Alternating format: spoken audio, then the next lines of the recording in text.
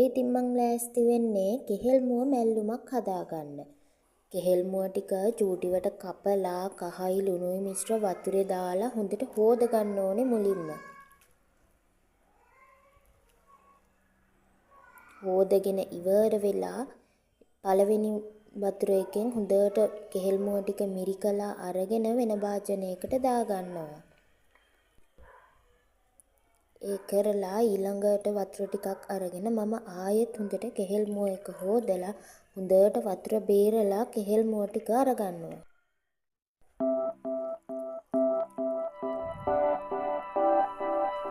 ඊට පස්සේ මම වංගෙඩියට සුදු ලූණු, බී ලූණු, අමු මිරිස්, කරපිංචා චුට්ටක් වැඩිපුර දාලා ඒකටම දාගන්නවා කහ කුඩු චුට්ටක්, ලුණු කුඩු චුට්ටක් සහ ගම් මිරිස් ටිකක් වැඩිපුර. ඒ කරලා මේක හොඳට කොටා ගන්න ඕනි. බ්ලෙන්ඩරේ අඹරන්නත් පුළුවන් ඔයාලට. මං නම් ඉතින් කොටා ගත්ත වංගෙඩියේ.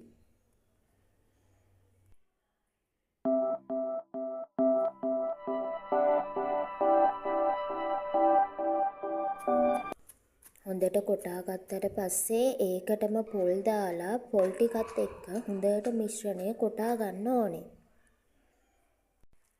මේ තියෙන්නේ මම හොඳට කොටා ගත්තු පොල් ටික. දැන් ඒ පොල් ටික කෙසෙල් මුව එකට දාලා හොඳට අනා ගන්න ඕනේ.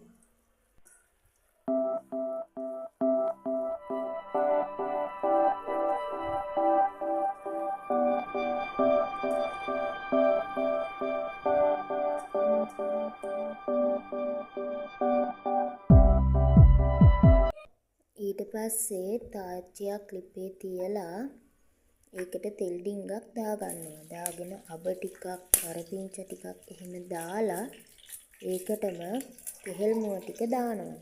ඔයාලට තෙල් දාගන්න අකමැති නම් හට්ටියකට කෙසෙල් මුව ටික දාලා ඒකටම වතුර චූට්ටක් දාලා නිකන් මලවලා ගන්නත් පුළුවන්. මම නම් මෙහෙම තමයි හැදුවේ. කෙසෙල් මුව ටික දාලා වතුර චූට්ටකුත් දාගත්තා ඒකට. ඒ කරලා හොඳට වතුර ටික හිඳෙනකම් මලව ගත්තා.